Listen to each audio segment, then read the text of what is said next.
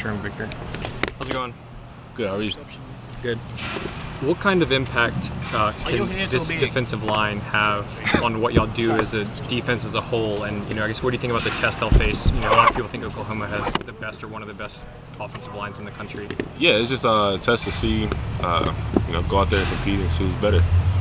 That's what big games are. That's what, big games, that's what they do. So it should be a good one. And our D-line, they're pretty good. Their O-line is definitely good. And it's going to be a good test. Jerome, what kind of test does Mark Andrews, their tight end, give your linebackers group?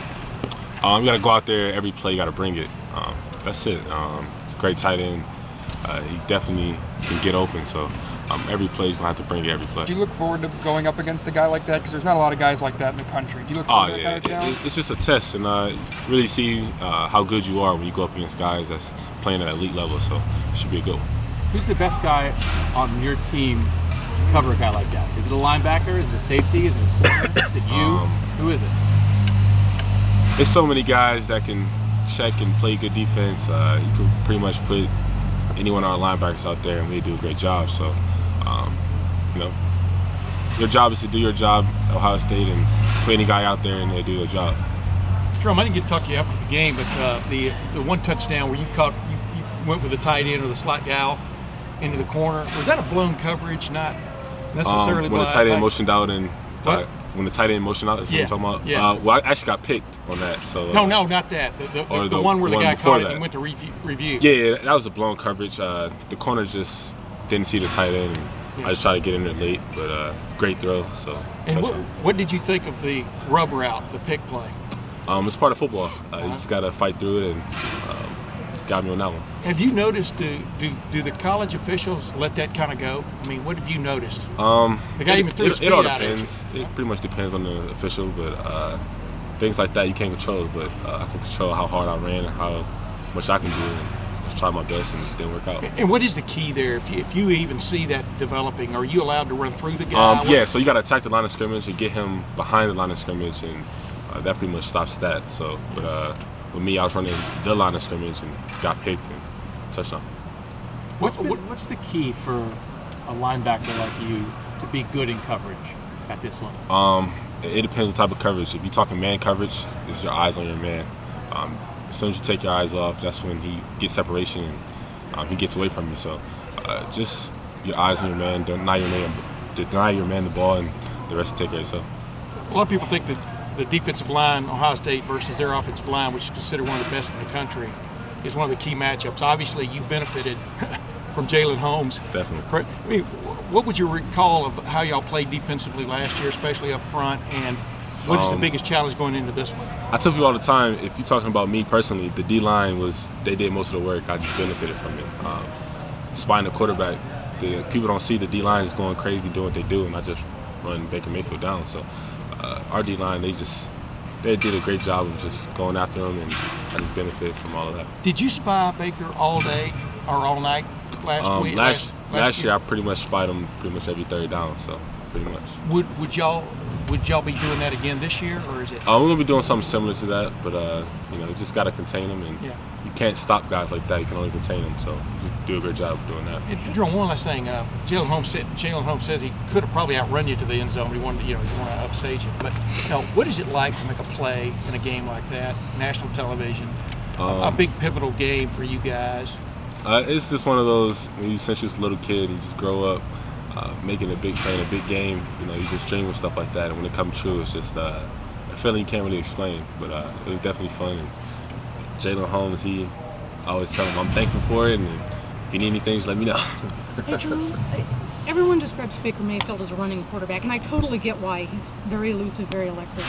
But how much better is he as a thrower than most quarterbacks you describe as a running quarterback? Yeah, he has one of those arms. He can throw it 50 yards down the field, no problem. Just on the flick of the wrist, it seemed like. And, his arm to me is what really makes him very, very good. When I think of a running quarterback, I think of guys like Braxton design runs. He's more of he's not going to get sacked. He's going to evade that, but his arm is definitely one of his strengths. Taekwon described him as magical. Is that going too far, or is that? He's definitely magical. He can make nothing out of something. So You can definitely call that magic.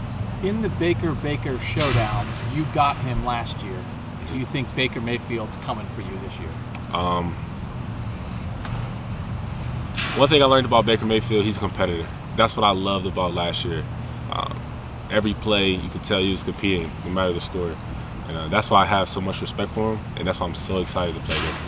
Well, he's known for his trash talking. Do you remember him trying to stir it up last year? That's just being a competitor. You can talk a little bit. That just makes the game a little bit more fun. So definitely ready for that too. Was that still happening in the fourth quarter? Actually, it was. He's a competitor. He's going to bring every play, no matter the score. He's one of those guys that when he look up at the scoreboard, it's 0-0 until the game is over with. So he definitely competes every play. Coach Myers said that you might as well not watch last week's film when they played UTEP because they didn't show a lot. So what film have you been watching to prepare for them this week? Me personally, I watched last year quite a bit. I watched as much as I can from last week, but you just try to see different patterns, different things they go up against throughout last year and as much as you can this year. So I pretty much watched a variety of everything. They didn't lose after you guys beat them last year. When you watch their film from later last season, are they better? Did they get better over the course of last season? Yeah, they're definitely. You could tell that they were more focused, more determined to get back on top. So it's going to be exciting to. It's a rematch. Honestly, it's a rematch of last year. We was there at their home and upset. And this year, I know they're trying to do the same, so it's going to be a good one. So we always ask you guys about this. When you guys play Penn State this year, we're going to ask you about revenge and getting them back because they beat you last year. So I'm sure the Oklahoma guys are getting questions about that this year. Is that a real thing? Like, is Oklahoma actually going to play better because they're mad that you guys beat them last year? Or is that not a real thing? It's just the motivation factor. That's all that is. And that definitely gives you a little bit more edge. You go out there and you have a little bit more energy, a little bit more swag to you. So they're definitely going to come back and come definitely harder. And it's going to be a good game. Do you feel like it kind of, you have a mindset shift when, say, you're going in man coverage guarding a tight end, and then immediately on the next play you have to go spy Baker, rush the quarterback? Do you find it different? Do you have to switch kind of your mindset? Or? One thing about Baker Mayfield, when you're coming around on that edge, I always taught myself, don't go 100%. Because if you go 100%, he's going to stop. You're going to keep going and go right past him.